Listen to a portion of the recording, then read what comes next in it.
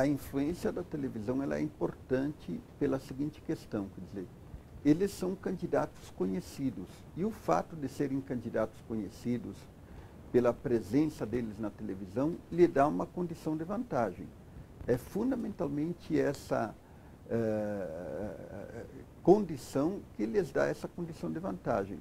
Além do que, há estudos sobre a presença de candidatos que vêm de fora do sistema democrático e mostra que normalmente o sistema democrático ele aceita bem a celebridade, a presença de celebridades em eleições e nesse sentido também isso constitui um fator de vantagem.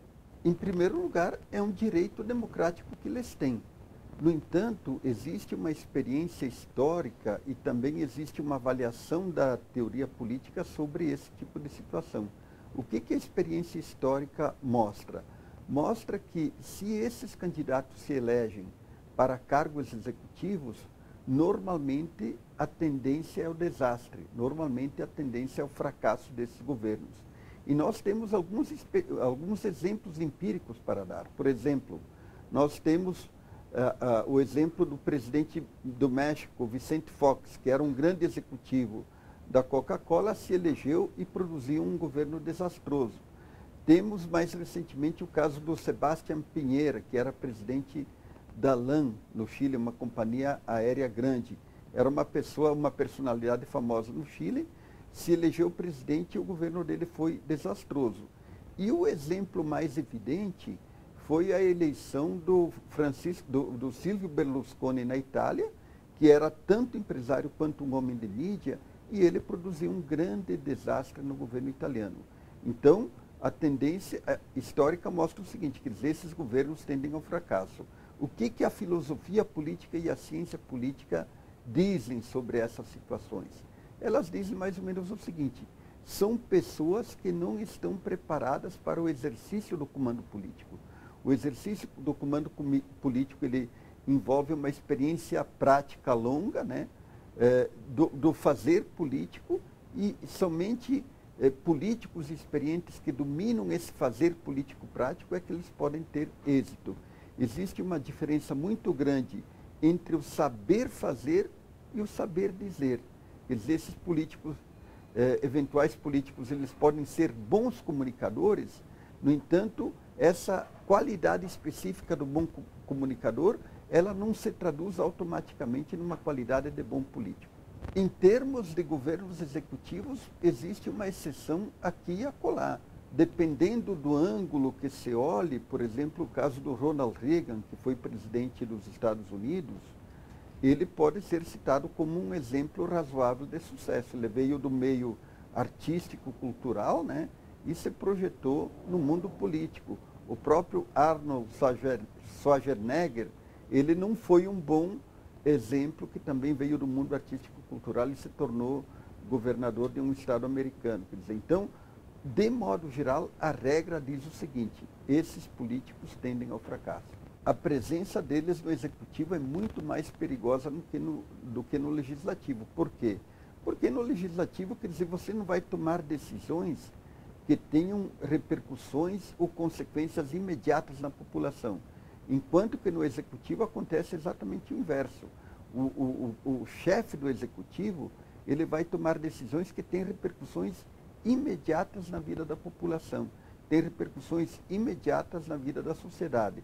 E nesse sentido, quer dizer, a chance desses possíveis candidatos se tornarem prefeitos decidirem coisas erradas é muito grande. E quem vai sofrer com isso é a sociedade, no caso, os cidadãos de São Paulo. Os partidos políticos que buscam celebridades para se potencializarem eleitoralmente são irresponsáveis, porque o partido político ele tem que ter também o olhar voltado para a formação dos seus quadros. E os seus quadros se formam por duas vertentes. Em primeiro lugar, pela qualificação política e, em segundo lugar, pela experiência política, que é a mais importante. E a experiência política ela não se desenvolve de uma hora para outra. Ela é um longo percurso. Como disse o sociólogo Max Weber, ele disse o seguinte, quer dizer, o verdadeiro líder ele tem que ter um empenho histórico muito forte na sua preparação e na sua experiência política. É como se ele fosse atravessar grossas vigas de madeira e somente ali ele se torna um líder autêntico, um líder que tem vocação. No entanto, quer dizer, esses políticos, celebridades, eles surgem do nada e acham que têm condições de exercerem cargos políticos importantes, particularmente no executivo. A experiência histórica não aconselha esse caminho. Agora, evidentemente, que cabe à sociedade decidir o que ela quer. Ela quer políticos experientes, experimentados no fazer político prático, ou a sociedade quer apostar numa celebridade que normalmente tende ao fracasso. Esse é um dilema da democracia e somente a sociedade pode responder a esse dilema. A legislação não pode barrar a candidatura de quem quer que seja, desde que essa pessoa exerça os seus direitos políticos.